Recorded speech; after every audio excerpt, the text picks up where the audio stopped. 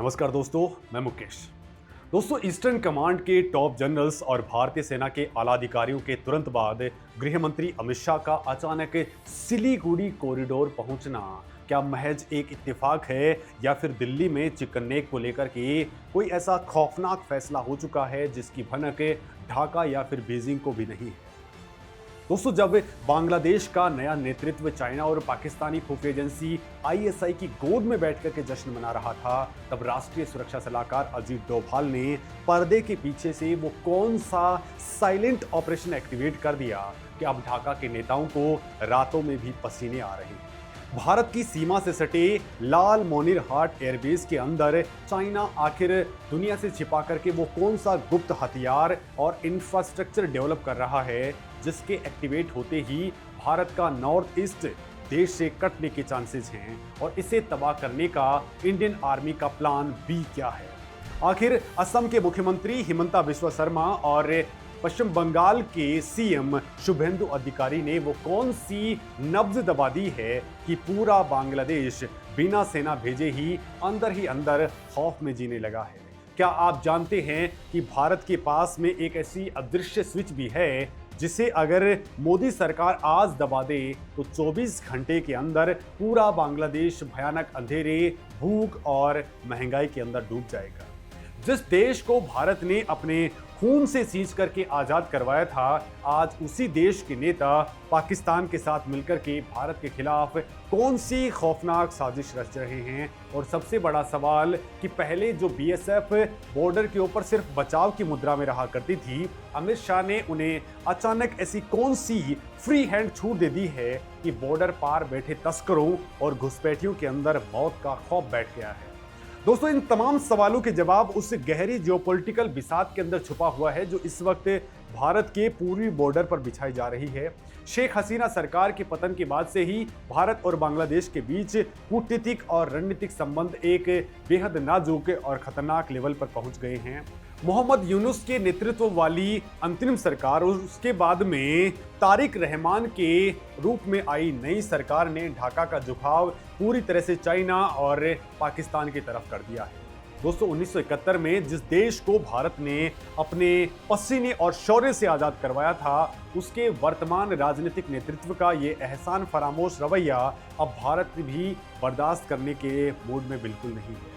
लेकिन अगर दोस्तों ढाका को लगता है कि वो बीजिंग के इशारों पर दिल्ली को आके दिखा सकता है, तो उन्हें शायद इस बात का जरा भी अंदाजा नहीं है कि भारत की राष्ट्रीय सुरक्षा मशीनरी ने उन्हें चारों तरफ से घेरने का एक मल्टी प्रॉन्ग्ड चक्रव्यूह रच दिया है जिसकी काट ना तो चाइना के पास में है और ना ही पाकिस्तान के पास में। इस रणनीति के केंद्र में है गृह मंत्री अमित शाह का बॉर्डर मैनेजमेंट, अजीत डोभाल की आक्रामक खुफिया नीति, भारतीय सेना का शौर्य और सीमा पर तैनात बीएसएफ का नया रौद्र रूप।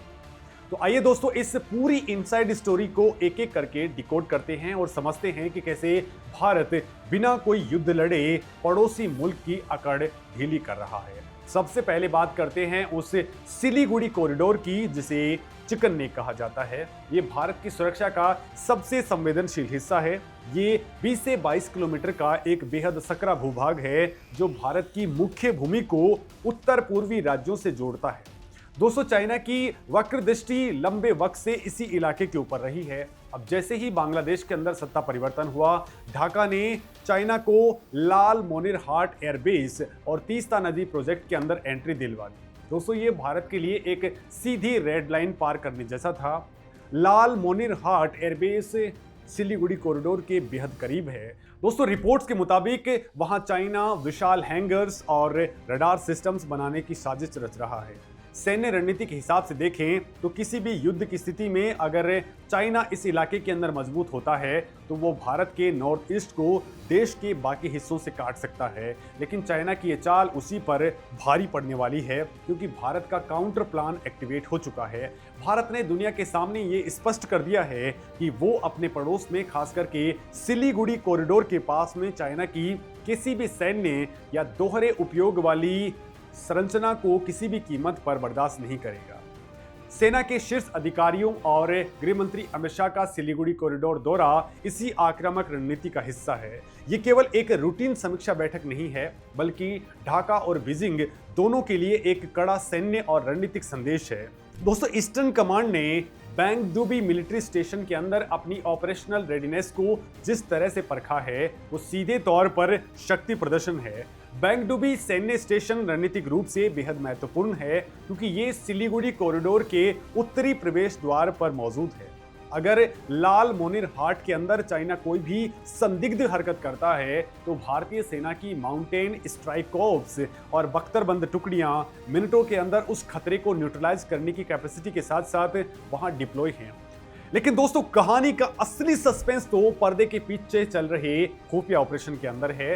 राष्ट्रीय सुरक्षा सलाहकार अजीत डोभाल की रणनीति हमेशा से डिफेंसिव ऑफेंस की रही है, यानी दुश्मन आप पर हमला करे उससे पहले ही उसके घर में घुस करके ऐसी स्थितियां पैदा कर दो कि वह अपनी ही आग के अंदर उलझा रहे। डोभाल की टीम ने इंटेलिजेंस नेटवर्क के जरिए बांग्लादेश के अंदर बैठे भारत के विरोधी तत्वों, जमाते इस्लामी के कट्टरपंथियों और आईएसआई के स्लीपर सेल्स की पूरी कुंडली खंगाली है। इसके खिलाफ अब गुप्त आर्थिक और कूटनीतिक प्रहार किए जा रहे हैं। इसके साथ ही बैक चैनल डिप्लोमेसी के जरिए बीजिंग को ये सख्त चेतावनी भिजवा दी गई है कि चिकन नेक के 100 किलोमीटर के दायरे में किसी भी चाइनीज गतिविधि को भारत अपने अस्तित्व पर सीधा खतरा मानेगा और इसका जवाब सिर्फ कूटनीतिक नहीं बल्कि सीधा सैन्य होगा। अब दोस्तों, जरा बॉर्डर के जमीनी हालात के ऊपर नजर डालिए, जहां गृह मंत्री अमित शाह ने जीरो टॉलरेंस की नीति लागू कर दी है। अमित शाह का बंगाल और सिलीगुड़ी कॉरिडोर दौरा ढाका के लिए एक बुरा सपना साबित हो रहा है। उन्होंने व्यापक एकीकृत सीमा प्रबंधन प्रणाली यानी कि CIBMS के जरिए संवेदनशील इलाकों के अंदर स्मार्ट फेंसिंग, थर्मल इमेजर और ड्रोन सर्विलांस का ऐसा जाल बिछा दिया है कि परिंदा भी पर नहीं मार पाए। इसके अलावा वेस्ट बंगाल के अंदर जन्म और मृत्यु पंजीकरण से जुड़े मामलों पर सीधे गृह मंत्रालय की नजर है, जिसका मुख्य उद्देश्य घुसपैठियों को फर्जी दस्तावेज बनाने से रोकना है। दोस्तों, अमित शाह का संदेश बिल्कुल साफ है कि भारत की डेमोग्राफी के साथ में खिलवाड़ करने वाले किसी भी बांग्लादेशी घुसपैठिए को अब बख्शा नहीं जाएगा। लेकिन इस पूरे ऑपरेशन का सबसे खौफनाक पहलू है बीएसएफ का बदलता हुआ अवतार। दोस्तों, पहले जहां बीएसएफ बॉर्डर पर केवल रक्षात्मक भूमिका के अंदर रहा करता था, अब उसे पूरी तरह से आक्रामक होने की खुली छूट दे दी गई है। तस्करों, घुसपैठियों और भारत विरोधी ताकतों के ऊपर सीधा प्रहार किया जा रहा है। बीएसएफ ने पशु तस्करी, जाली नोट और हथियारों की सप्लाई पर लगभग पूरी तरह से रोक लगा दी है। दोस्तों, आपको जानकर के हैरानी होगी कि इसी तस्करी के काले धन से बांग्लादेश के अंदर बैठे राजनेता और सिंडिकेट अपनी भारत विरोधी गतिविधियां चलाते आ रहे हैं। अब उनकी आर्थिक कमर टूट चुकी है। बॉर्डर पर अब किसी भी उकसावे या बीएसएफ जवानों के ऊपर हमले का जवाब डोजियर भेज करके नहीं, बल्कि सीधे गोली से दिया जा रहा है। शूट एंड शाइट जैसी सख्ती ने बॉर्डर पर बैठे सिंडिकेट्स की हवा टाइट कर दी है। दोस्तों, अंतर्राष्ट्रीय कूटनीति के अंदर जब केंद्र सरकार किसी देश पर दबाव बनाती है, तो राज्य सरकारों का रुख भी एक बहुत बड़ा रणनीतिक हथियार बन जाता है। इस मामले में असम के मुख्यमंत्री हेमंता बिस्वा शर्मा और पश्चिम बंगाल के अंदर शुभेंदु अधिकारी ने बांग्लादेश की अकड़ ढीली करने में एक बहुत बड़ी भूमिका निभाई है। हेमंता बिस्वा शर्मा ने असम के अंदर घुसपैठियों के लिए एक लोह द्वार बना दिया है। दोस्तों, असम से होते हुए ही कई बांग्लादेशी व्यापारिक मार्ग और ट्रांजिट गुजरते हैं।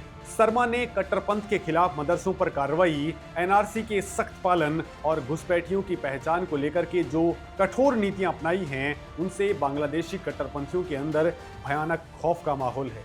जब बांग्लादेश के अंदर हिंदुओं पर अत्याचार हुए, तो असम के सीएम ने सबसे मुखर होकर के अंतर्राष्ट्रीय मंचों पर यह मुद्दा उठाया, जिससे ढाका के ऊपर भारी मनोवैज्ञानिक दबाव पड़ा है। दूसरी तरफ दोस्तों, पश्चिम बंगाल के सीएम शुभेंदु अधिकारी ने तुष्टीकरण का विरोध करते हुए बीएसएफ के समर्थन में एक जन आंदोलन खड़ा कर दिया है। उन्होंने मालदा, मुशीराबाद और उत्तर दिनाजपुर जैसे सीमावर्ती इलाकों के अंदर डेमोग्राफिक बदलाव के खिलाफ लोगों को एकजुट किया है। दोस्तों, शुभेंदु अधिकारी ने बाकायदा बीएसएफ को बड़ी तादाद के अंदर लैंड प्रोवाइड की है, ताकि वो फेंसिंग को बहुत तेजी के साथ में कर सके। साथ ही बीएसएफ को कई सारी छूट दी गई है। इतना ही नहीं, ये जो सिलीगुड़ी कॉरिडोर है इसके ऊपर सिक्योरिटी को बढ़ाने के लिए भी वेस्ट बंगाल गवर्नमेंट ने यानी कि शुभेंदु अधिकारी सरकार ने तुरंत प्रभाव से जमीन का अलॉटमेंट किया है और इसकी वजह से आज वहां पर बड़ी तादाद में इंफ्रास्ट्रक्चर बन रहा है जो यहां पर बड़ा काम करेगा। साथ ही बॉर्डर सिक्योरिटी को लेकर के भी बड़ी तादाद में इंफ्रास्ट्रक्चर डेवलप हो रहा है जिसको लेकर के शुभेंदु अधिकारी सरकार ने पूरा का पूरा सपोर्ट दिया है। अब दोस्तों, अगर आपको लग रहा है कि भारत सिर्फ बॉर्डर के ऊपर ही शक्ति दिखा रहा है तो आप अभी असली गेम से अनजान हैं। दोस्तों, भारत ने बांग्लादेश को चारों तरफ से घेरने का एक ऐसा कूटनीतिक ताबीज या फिर चोक होल्ड तैयार कर लिया है जिसके बारे में सोच करके ही ढाका के अंदर पूरी सत्ता जो है वो कांप रही है। दोस्तों, कूटनीति के अंदर 1971 के एहसान नहीं बल्कि आज की डिपेंडेंसी काम आती है। दोस्तों, भारत ये समझ चुका है कि शेख मुजीबुर रहमान का दौर जा चुका है, लिहाजा उसने ढाका की गर्दन अपने हाथ में ले ली है। और दोस्तों, इस काम में मोदी सरकार का जो सबसे बड़ा हथियार है वो है आर्थिक नाकेबंदी। बांग्लादेश की पूरी इकोनॉमी गारमेंट इंडस्ट्री के ऊपर टिकी हुई है और इसका कच्चा माल यानी कि कपास और धागे भारत से जाते हैं। इसके अलावा प्याज, गेहूं, चीनी जैसी जरूरी चीजों के लिए बांग्लादेश पूरी तरह से भारत पर डिपेंडेंट है। जब भी ढाका भारत के खिलाफ जहर उगलता है, भारत नॉन टैरिफ बैरियर्स यानी कि निर्यात प्रतिबंधों का हल्का सा इशारा करता है और रातों रात बांग्लादेश के अंदर महंगाई आसमान छूने लग जाती है। वहां की जनता सीधे अपनी सरकार की गर्दन पकड़ लेती है। अब दोस्तों, मोदी सरकार का दूसरा सबसे बड़ा हथियार है ऊर्जा के ऊपर डिपेंडेंसी। बांग्लादेश के अंदर भयंकर बिजली का संकट है। भारत के अडानी ग्रुप का झारखंड के अंदर मौजूद गोड्डा पावर प्लांट और दूसरे भारतीय ग्रिड से ढाका को हजारों मेगावाट बिजली सप्लाई करते हैं। भारत ने बिना कुछ कहे ये अदृश्य संदेश दे दिया कि अगर चाइना को बॉर्डर पर लाया गया तो ढाका को अंधेरे में डूबने से चंद मिनट भी नहीं लगेंगे। दोस्तों, भारत का तीसरा जो सबसे बड़ा हथियार है वो है जल कूटनीति। बांग्लादेश की 54 नदियां भारत से होकर के गुजरती हैं। तीस्ता नदी का पानी भी बांग्लादेश के लिए जीवन और मौत का सवाल है। भारत ने तीस्ता समझौते को पूरी तरह से ठंडे बस्ते में डाल करके ये साफ कर दिया है कि जब तक ढाका का रुख भारत सपोर्टिव नहीं होता उसे पानी की एक एडिशनल बूंद नहीं मिलेगी। और दोस्तों, मोदी सरकार का जो चौथा वेपन है वो है वीजा और मेडिकल टूरिज्म। दोस्तों, हर साल लाखों बांग्लादेशी भारत आते हैं। भारत ने वीजा नियमों को इतना कड़ा कर दिया है कि भारत विरोधी मानसिकता वाले लोगों के लिए दरवाजे हमेशा के लिए बंद हो गए हैं। अब दोस्तों, जरा बांग्लादेश के पाखंड और दोहरे मापदंड को भी देखिए। एक तरफ जहां बांग्लादेश की तारिक रहमान सरकार वेस्ट बंगाल सीमा के ऊपर भारत द्वारा बाड़ लगाने का कड़ाई से विरोध कर रही है, वहीं दूसरी तरफ वो खुद म्यांमार बॉर्डर के ऊपर 108 किलोमीटर लंबी कटीले तारों की बाड़ लगाने जा रहे हैं। जापानी न्यूज़पेपर निक्केई एशिया की रिपोर्ट के मुताबिक बांग्लादेश के गृह मंत्री सलाउद्दीन अहमद ने खुद इसका ऐलान किया है। बांग्लादेश को म्यांमार के रखाइन स्टेट के अंदर अराकान आर्मी के बढ़ते प्रभाव और रोहिंग्या शरणार्थियों के घुसने का डर सता रहा है। वो कह रहे हैं कि इस बाढ़ से हथियारों और ड्रग्स की तस्करी रुकेगी, लेकिन जब भारत यही बात कहता है कि बांग्लादेश की तरफ से अवैध घुसपैठ, जाली नोट और हथियार आ रहे हैं तो ढाका को मिर्ची लग जाती है। दोस्तों, वेस्ट बंगाल के अंदर जब 172 किलोमीटर के इलाके के अंदर बाढ़ लगाने के लिए जमीन का अधिग्रहण होता है तो बांग्लादेशी बॉर्डर गार्ड्स अड़ंगा लगाने लग जाते हैं। ये ढाका का सीधा दोगलापन है जिसे भारत अब अंतर्राष्ट्रीय मंचों पर बेनकाब कर रहा है। इसी बौखलाहट के अंदर बांग्लादेश के अंदर बैठी कट्टरपंथी ताकतें अपना आपा खो रही हैं। जमाती इस्लामी जो 1971 में भी पाकिस्तान के साथ में खड़ी थी, आज फिर से भारत के खिलाफ जहर उगल रही है। जमात के महासचिव मियां गुलाम पोखार ने हाल ही के अंदर आरोप लगाया है कि बांग्लादेश की पूरी राजनीतिक उथल पुथल के पीछे दिल्ली का रिमोट कंट्रोल है। वो कह रहे हैं कि भारत उनकी इकोनॉमी, राजनीति और संस्कृति पर कंट्रोल कर रहे हैं। पोखार ने शेख हसीना को भारत में शरण देने पर भी सवाल उठाए और कहा कि भारत जिनेवा कन्वेंशन का उल्लंघन कर रहा है। बांग्लादेशी गृह मंत्री सलाउद्दीन अहमद तो यहां तक कह रहे हैं कि शेख हसीना अगर वापस लौटी तो उन्हें गिरफ्तार कर लिया जाएगा और अवामी लीग पर मानवता के खिलाफ अपराध का मुकदमा चलेगा। लेकिन दोस्तों, भारत इन गीदड़ भभकियों से डरने वाला नहीं है। शेख हसीना आज भी भारत के पास में एक ऐसी मजबूत राजनीतिक कार्ड हैं जिसकी मौजूदगी भर से ढाका में बैठी अंतरिम सरकार के पैरों तले जमीन खिसकती रहती है। भारत का राजनीतिक विजन अब वेट एंड वॉच की नीति से बहुत आगे निकल चुका है। भविष्य के लिए भारत ने जो रणनीति बनाई है वो बेहद आक्रामक है। दोस्तों, सबसे पहले सिलीगुड़ी कॉरिडोर के पास में केवल बचाव के लिए नहीं बल्कि आक्रामक हमले यानी कि ऑफेंसिव स्ट्राइक्स की कैपेबिलिटी विकसित की जा रही है। यहां ब्रह्मोस मिसाइल बेस और एडवांस लैंडिंग ग्राउंड्स को ऑपरेशनल किया जा रहा है ताकि जरूरत पड़ने पर दुश्मन को पलक झपकाने का भी मौका न मिल सके। दूसरी सबसे बड़ी तैयारी एक वैकल्पिक सिलीगुड़ी कॉरिडोर की हो रही है। दोस्तों, भारत नेपाल और भूटान के साथ मिलकर के एक ऐसा नया रणनीतिक और इंफ्रास्ट्रक्चरल नेटवर्क तैयार कर रहा है जिससे भविष्य में चाइना की किसी भी ब्लैकमेलिंग को पूरी तरह से न्यूट्रलाइज किया जा सके। इसके साथ ही दोस्तों, भारत ने वेस्टर्न कंट्रीज और अमेरिका को यह क्लियरली समझा दिया है कि बांग्लादेश के अंदर तारिक रहमान सरकार या फिर वहां के कट्टरपंथियों के उभार का सीधा मतलब है पूरे इंडो पैसिफिक रीजन के अंदर आतंकवाद को फिर से खड़ा करना। दोस्तों, भारत की इस बेहतरीन कूटनीति का ही नतीजा है कि आज बांग्लादेश को मिलने वाले कई विदेशी फंड्स और समर्थन पर ब्रेक लगना स्टार्ट हो चुका है।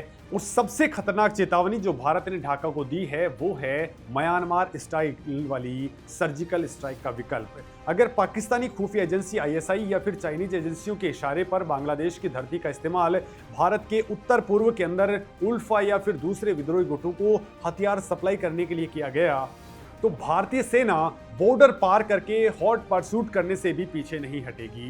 दोस्तों, अगर आप इस पूरे जियोपॉलिटिकल गेम को करीब से देखें तो एक बात बिल्कुल क्लियरली साफ हो जाती है कि अंतर्राष्ट्रीय संबंधों में कोई स्थायी दोस्त या दुश्मन नहीं होता है, सिर्फ स्थायी हित होते हैं। भारत ने बांग्लादेश को आज़ाद करवा के जो इतिहास रचा था वो अपनी जगह है, लेकिन आज की मोदी सरकार भावुकता पर नहीं बल्कि कठोर यथार्थवाद और शक्ति संतुलन के ऊपर काम करती है। अमित शाह की अभेद्य आंतरिक सुरक्षा नीति, अजीत डोभाल की खतरनाक कूटनीतिक बिसात, भारतीय सेना की अचूक रणनीति और जमीनी नेताओं के लगातार दबाव ने मिलकर के एक ऐसा चक्रव्यूह रच दिया है जिसमें ढाका का चाइना और पाकिस्तान प्रेम पूरी तरह से फैल हो चुका है। और यही वो रणनीति है जिसने बांग्लादेशी सत्ता प्रतिष्ठानों को ये सोचने पर मजबूर कर दिया है कि भारत से सीधी दुश्मनी मोल लेना उनके राजनीतिक और आर्थिक अस्तित्व के लिए आत्महत्या के समान है। चाइना उन्हें बड़े बड़े प्रोजेक्ट्स का लालच देकर के केवल कर्ज के जाल में फंसा सकता है, लेकिन उनके भूगोल और उनके पेट, उनके